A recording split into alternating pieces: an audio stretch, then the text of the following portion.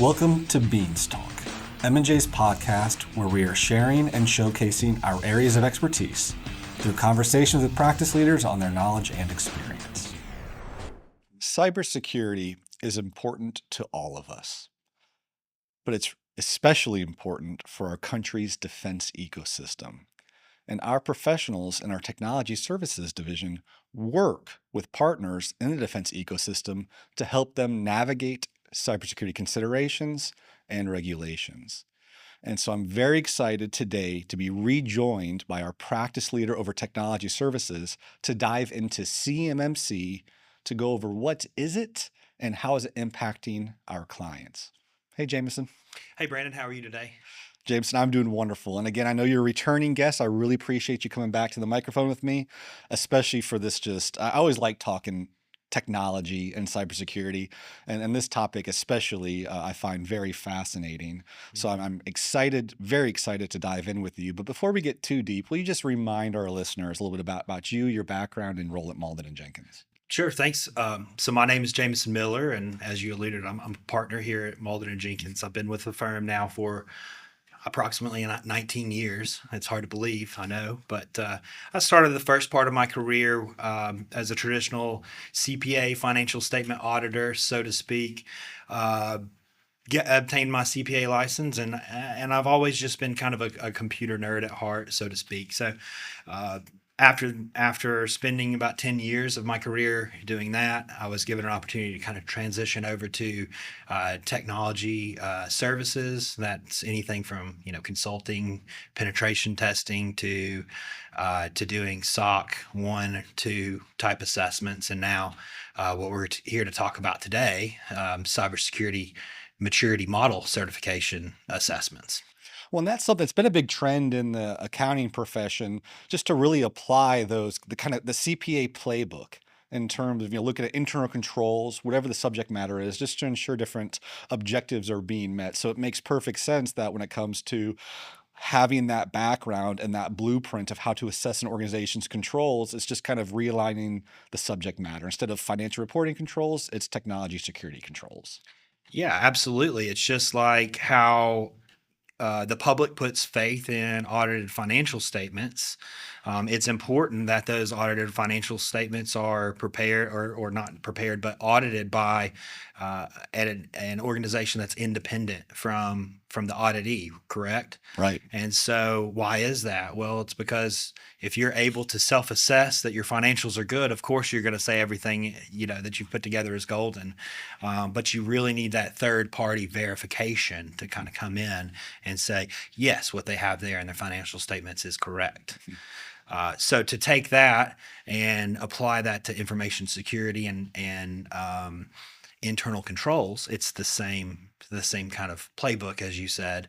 But yes, the subject matter is geared more towards technology and the controls related around the protection of it. Applying that public in CPA to security. I love that. And that really pulls us into the discussion of today, which is CMMC and kind of, the movement from self-attestation to third-party assurance and confidence. And so with that, before we get too deep, will you just kind of give me some background and maybe just the overview and definition of what is CMMC? Yeah, so CMMC, simply put, is the best way to think about it is just consider this the Department of Defense's new verification system that the defense industrial base can protect the sensitive information that it is giving to them through the procurement process with the United States federal government, so that we're ensuring that our nation's privacy and security and other special interests are protected. Well, and that seems pretty important. Absolutely. Who needs to comply with this? So this applies to anybody that's going to be in the working in the defense industrial base. So even if you're a prime contractor, so like a Lockheed Martin, well, Lockheed, I know, works with a lot of different subcontractors, and they share some of this information that the government considers what they call controlled unclassified information, or CUI. We can talk more about that in a minute. But with the advent of with the CMMC, it's going to be a flow down approach. So if a prime contractor is sharing certain aspects of controlled unclassified information with you, or perhaps even federal contract information, which we can get into the nuances of the differences between those in a minute, um, then yes, it's going to apply to you. And this will trickle down because what we have found is, and we're all aware of this, but third party breaches is a significant impact, especially in our defense supply chain. You can go back and historically and look at what's happened. I won't name names, but you can go back and you can do Google research and find out that a lot of times when our defense industrial base or the DoD is compromised, it happens through a third party or through one of their vendors. And so it's just important that we take a top down approach, all the way from the prime contractors to the mom and pop machine shops that are making widgets that go on, submarines or aircraft or whatever. So the full supply chain, all the way down, everyone who touches that CUI, which we'll dive into, That's right. the whole supply chain, this becomes applicable to everybody. Well, I guess question is this, so this is new then? They've never had to do anything in this regard previously, or is it just changing? Yeah, so great question. Actually, it seems like it's new to everybody, but the reality is this is not actually new. So the CMMC is based heavily off of the National Institute for Standards and Technology, or NIST. They have a special publication called 800-171, which is currently in revision 2. And essentially, this is a set of controls for protecting controlled unclassified information in non-federal systems.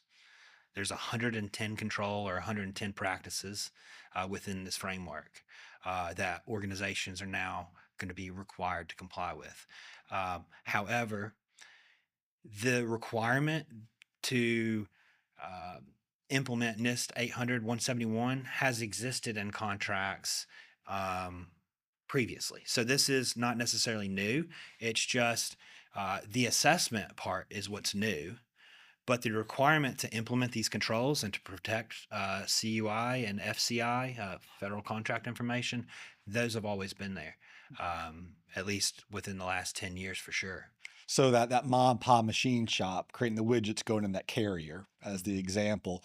So that mom and pop shop, they've always had to be maintaining security practices. It's just this is kind of elevating the level of taking a peek and kicking the tires on what they're doing.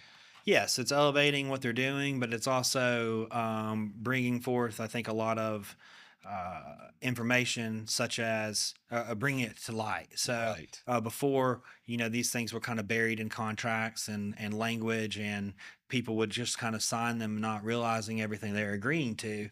Um, and so, fast forward to today with this assessment process. Well, you can't just kind of self assess that you're going to do this and sign a document and move on. Like, the proof is in the pudding. You're going to have to pass an assessment. Somebody's going to have to come in as a third party assessor, assess your environment, and say, yes, you are meeting all the 110 practices that are included in NIST 800-171. And it makes sense that it's really kind of highlighting that, bring to light as you described, just especially with our kind of just evolving business environment where we are working more and more with contractors, whether it's for services or for systems. We've all moving to more SaaS-based systems and cloud-based systems, or just for different kind of functions of our environment, finding specialist partners to work with. Just in today's economy, it makes sense to have a comprehensive supply chain and not try and go it alone and do it myself. But with that, I'm thinking about this kind of environment of having our prime contractors and then all of their subcontractors. Are they all held to the exact same standard? Are there different levels to CMMC? Or is it just we were all following the exact same playbook and held to the exact same standard? Yeah, so there are three different levels of the CMMC. What we do know currently right now is they're really only rolling out level 1 and level 2. So level 1 applies to those organizations that are just getting federal contract information. Once you step up to level 2, that's what triggers, okay, you're in level 2 because you are either processing, storing, or transmitting controlled unclassified information. So once you've crossed into that territory, then you are now required to do a level 2 assessment. A level one assessment can still be done as a self assessment. But again, that's because those organizations aren't touching controlled unclassified information. They're not processing it. They're not looking at it. They have nothing to do with it. So as long as that's the case, level one's good for them. There's 15 practices they have to meet. They're very basic things every organization should be doing, honestly. The next level two, then, like I said, it jumps up to 110 practices. And that's where if you are processing, storing, controlling controlled unclassified information, now this applies to you. Level three, that'll be kind of rolled out in the future and over the next several years.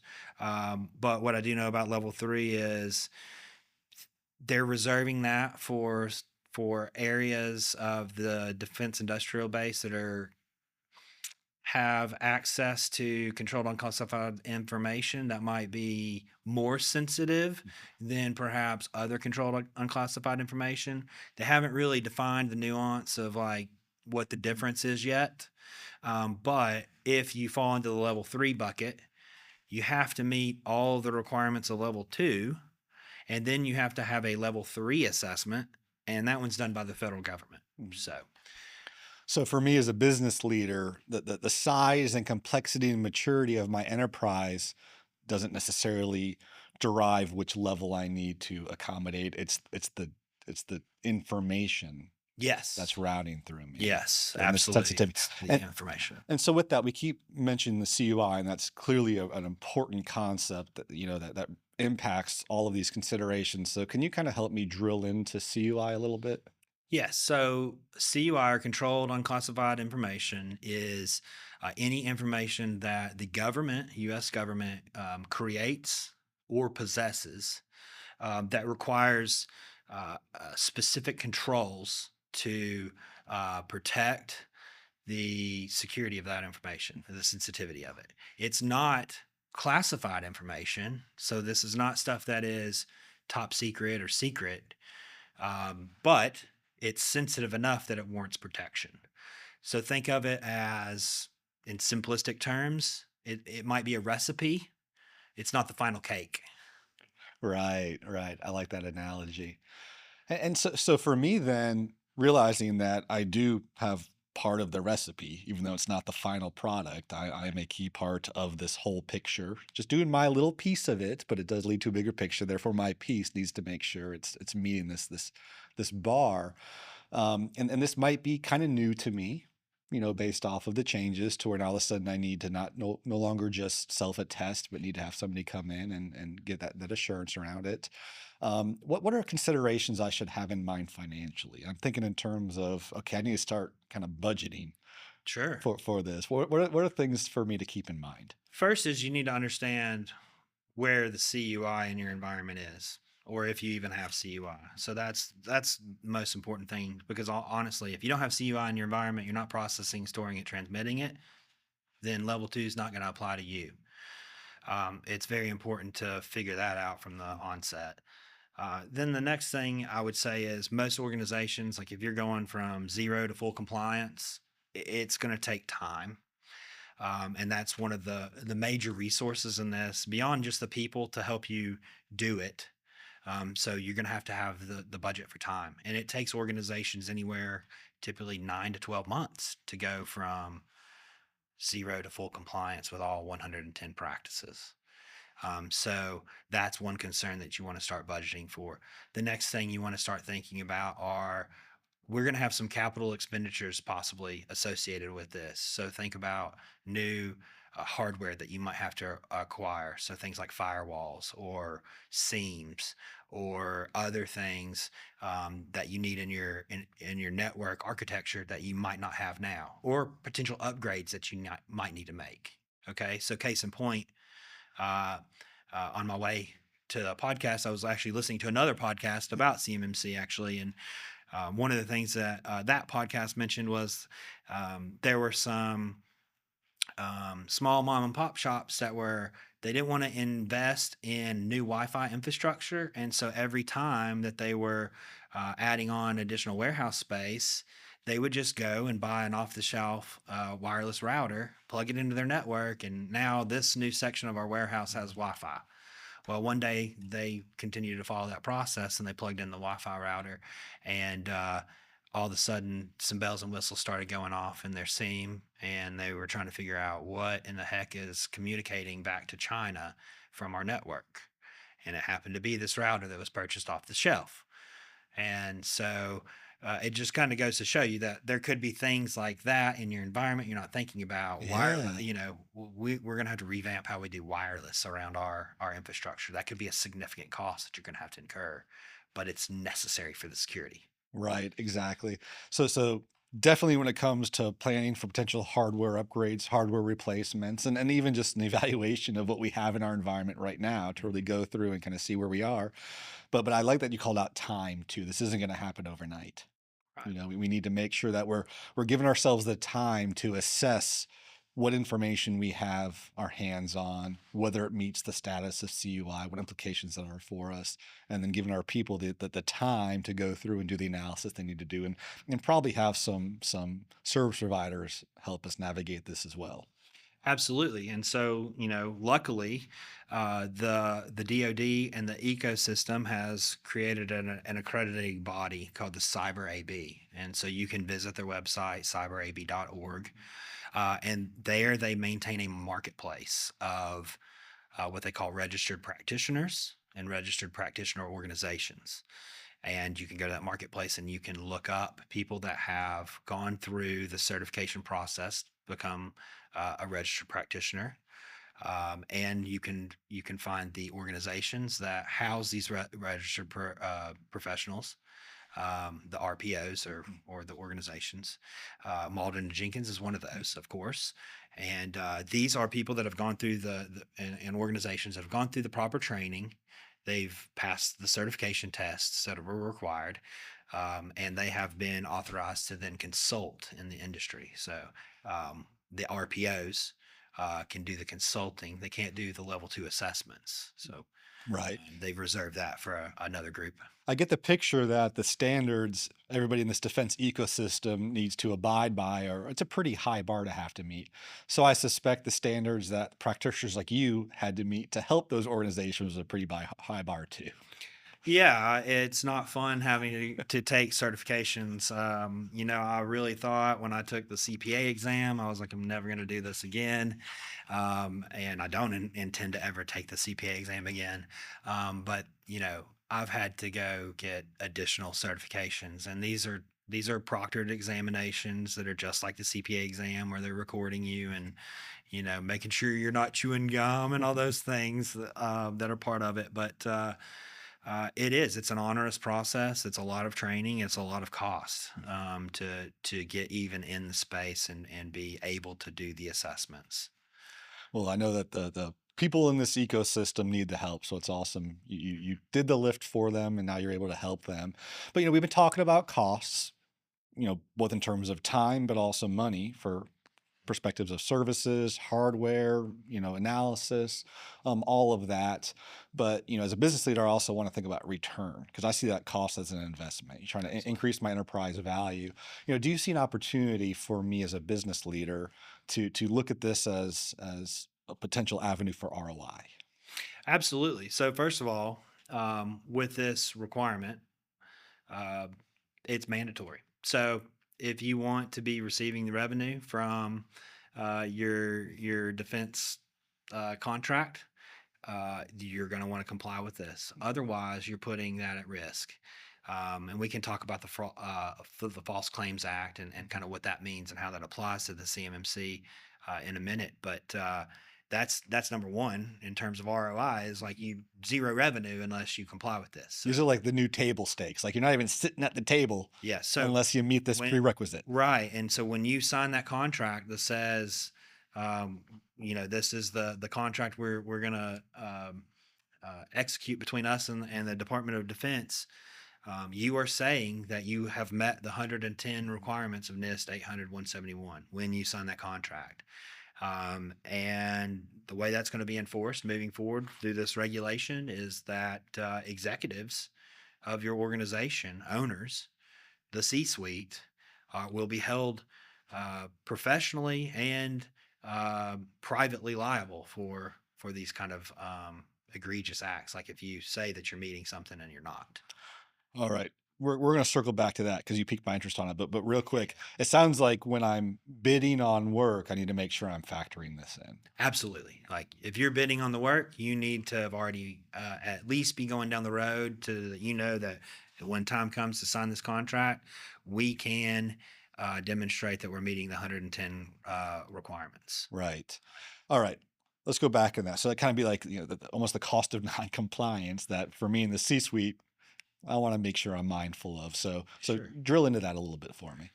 Well, I do want to talk about some of the other ROIs just real quick before we go into Please. that. Yes, So, one please. thing I wanted to mention is that I think a lot of smaller organizations are going to look at some of these requirements and say, this is too onerous for us. We're not going to do it. And so they're going to get out of doing some things with the defense industrial base. So if you do this now and you implement it early, it could give you a competitive advantage, a leg up to your competition where you've already complied. And so now you can go get more defense contracting work than you previously had before. So that's one way. Yeah. Well, and we might see some consolidations then in terms of, an organization that has maintained compliance going and helping tuck in some of the organizations that see it as too onerous now, or just an opportunity to bid on some new work that otherwise you didn't have because the folks who previously did it are now saying we're checking out. That's right.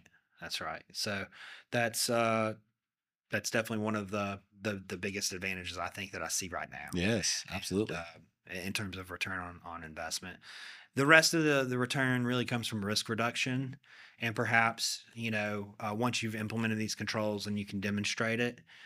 No guarantees on this, of course, but in theory, hopefully you could get a reduction potentially on like insurance costs. Right. Yeah, absolutely.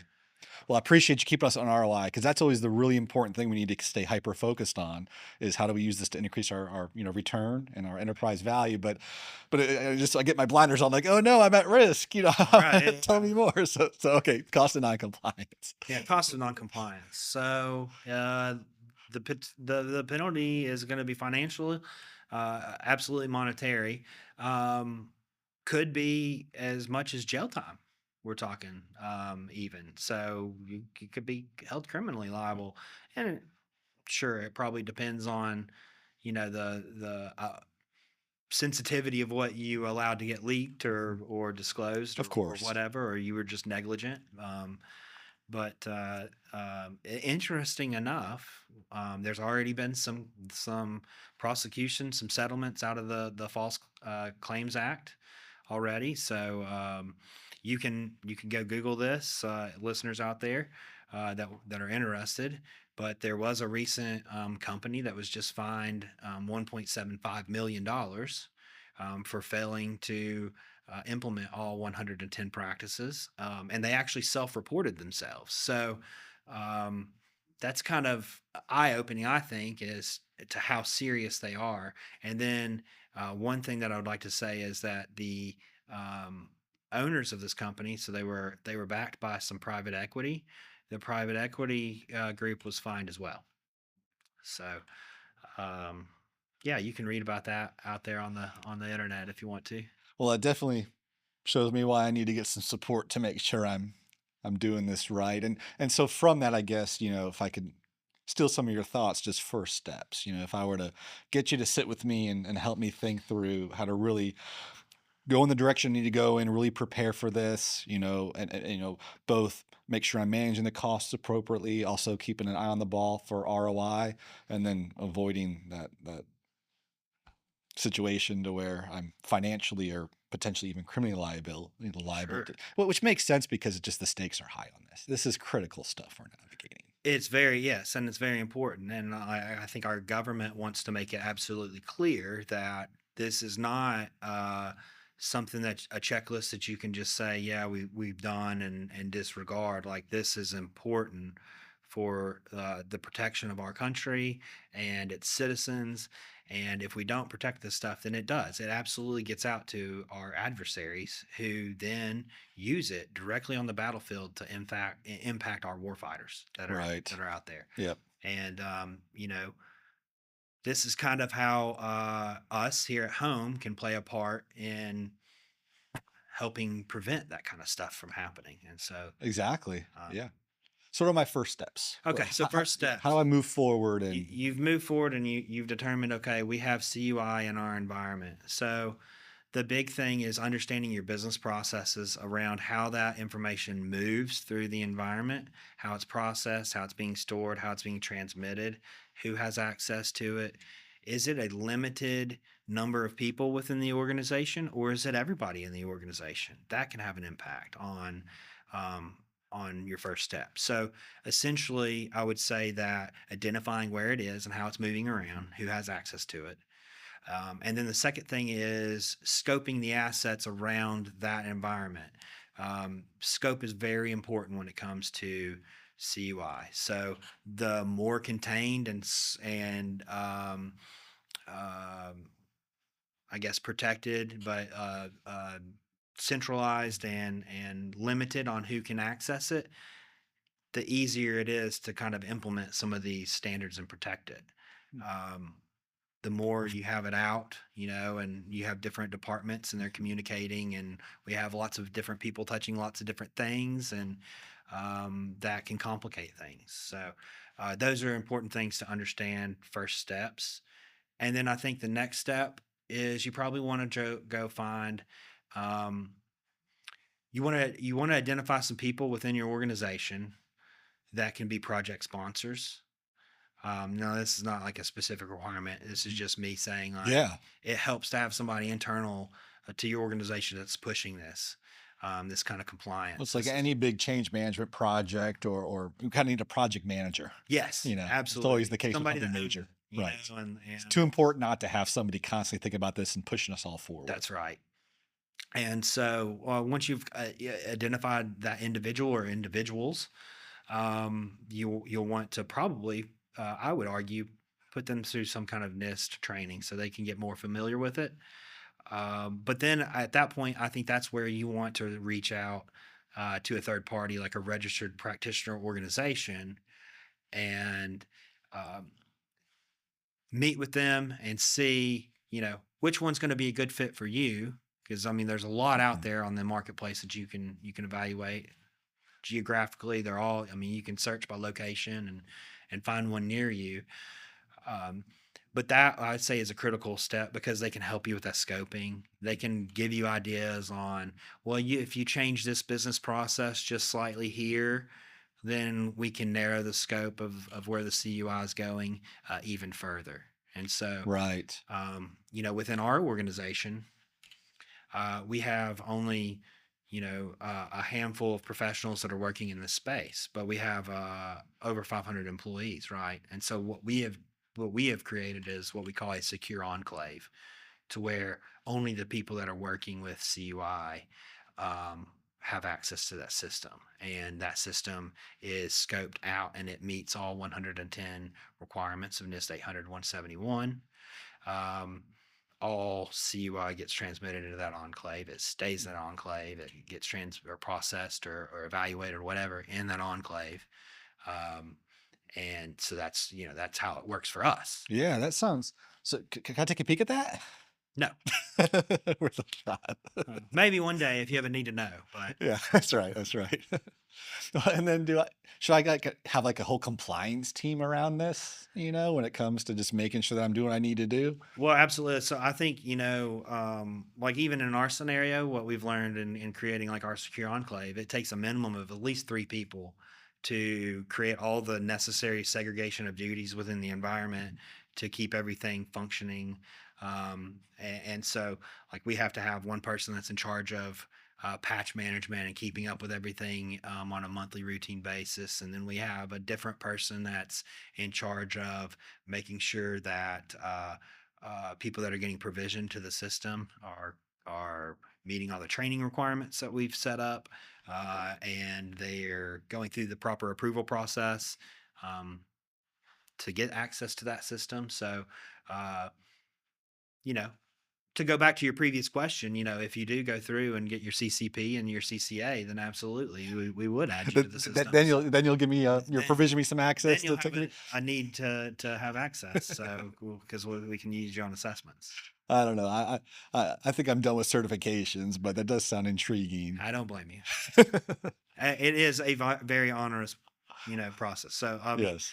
um, each one of these certifications has required at least 1 week of training with a licensed training provider, and then again the proctored examination, which is no cakewalk. I mean, Yeah. it's a 4-hour test and a closed room, all that good stuff. So Yeah. Well, I'm definitely curious about it, but I'll just have to maintain that curiosity.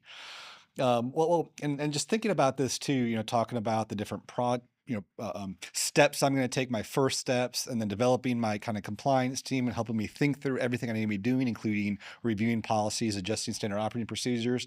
This makes me think of just a common consideration. We're evaluating controls that help us meet a certain objective. Our objective is maintaining compliance with CMMC. The controls we have in place are those outlined by NIST and CMMC, et cetera. So this kind of gets me to the standard playbook in terms of like a gap analysis. Is that something we should be walking through here? Is just kind of some type of gap analysis of where are we, where do we need to be, and what are the gaps? Or absolutely. So once you've kind of scoped out your environment and you understand where everything is, that's where you want to do the gap analysis and determine where do we stand today against the 320 plus control requirements that are within NIST 800 and 171. So I said there's 110 practices. Each of those practices has multiple layers of, we'll say, control considerations or control objectives to meet that practice. And that's something as a certified practitioner, you could either help with that gap analysis or come on the back end to validate satisfaction of the controls. Yes. So as the registered practitioner organization, you could come in, you could do the gap assessment, provide a roadmap, so to speak, of, hey, here's where you're at. This is the gap. This is what we would recommend to close the gap. Or here are some ideas of what other organizations that we work with have done to close this gap. Right. And then that gives them the opportunity to go figure out what they want to do. When I imagine too, the front end of this conversation, we were talking about just the whole defense ecosystem and how this is impacting the supply chain, everything from the prime down to subcontractors and ever in between. I imagine for me, as a member of this, my supply chain's impactful too. Not only are they being subject to this on both sides, but also I need to be evaluating them. Is that the case, or can I just trust that they're doing what they need to do? They're satisfying CMMC, therefore I'm okay to work with them, or do I need to kind of keep a handle on my supply chain? So you do have to keep a handle on your supply chain because you have to understand and make sure that if you are working with a vendor and that CUI is crossing over into their environment, then yes, they become subject to that, and you need to make sure that that's okay. So, for instance, our secure enclave, there are certain security requirements and how that is set up within the infrastructure itself, like AWS or Microsoft Azure or whatever environment you're using. Um, you have to meet certain requirements around those things, and if you're using a third party like Microsoft or Amazon Web Services, you have to make sure that that they are doing what they say they do. So, for instance, if you're going to be building a secure enclave in Azure, then you're going to be in their GCC high cloud environment that Right. has been approved by the government to store CUI and process and So transmit. this needs to be something that I'm just keeping top of mind as I'm working with partners, as I'm engaging vendors.